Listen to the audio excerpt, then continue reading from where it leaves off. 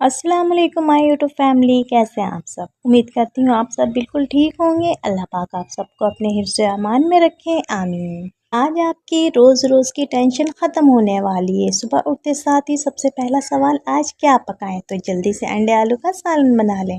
बहुत ही मज़ेदार सालन रेडी होगा और बहुत ही यूनिक स्टाइल से आज मैं आपको बताऊंगी। तो चले जल्दी से वीडियो को लाइक कर दें, चैनल पर नए हैं तो चैनल को सब्सक्राइब कर दें। एक पैन में हमने हाफ कप ऑयल डाल लिया, 2 अदद कच्ची प्याज को पीस लिया था, अच्छी तरह से ग्राइंड कर लिया था। 1 टेबल स्पून हमने अदरक लहसुन का पेस्ट ऐड कर दिया। तमाम चीज़ों को बहुत अच्छी तरह से भून लेंगे। हमने प्याज को इतनी देर भूनना है ताकि इसका कच्चापन दूर हो जाए। हाफ टी स्पून हल्दी पाउडर ऐड करेंगे, 1 टेबल स्पून लाल मिर्चों का पाउडर ऐड करेंगे। नमक आप लोग अपने टेस्ट के मुताबिक ऐड कर लें। 1 टीस्पून गरम मसाला पाउडर ऐड करेंगे। अब हम तमाम मसालों को बहुत अच्छी तरह से भून लेंगे। हमने इतनी देर भूनना है तेल ऊपर आ जाए। जब हमें लगे कि ऑयल ऊपर आ रहा है, मसाला भुन चुका है, तो उसके बाद हम 2 अदद टमाटर को ग्राइंड करके ऐड कर लेंगे।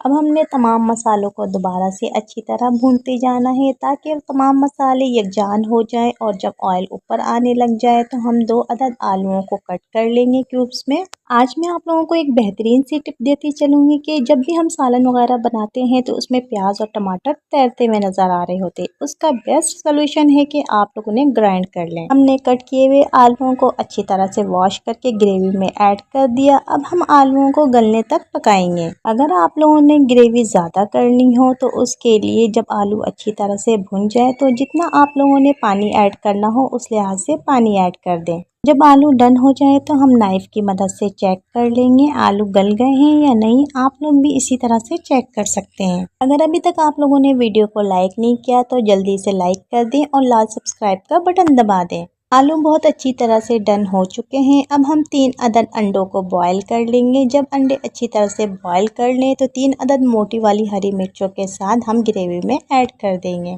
अगर आपने अंडों को कलर देना हो तो किसी भी पैन में थोड़ा सा ऑयल डालकर अंडों को फ्राई कर लें। इस तरह से अंडों के ऊपर एक लाइट सा कलर आ जाएगा। उसके बाद आप लोग ग्रेवी में ऐड कर दें। अंडों को बॉईल करके डायरेक्ट ग्रेवी में ऐड कर दिया। आप लोग चाहें तो अंडों को कलर दे दें।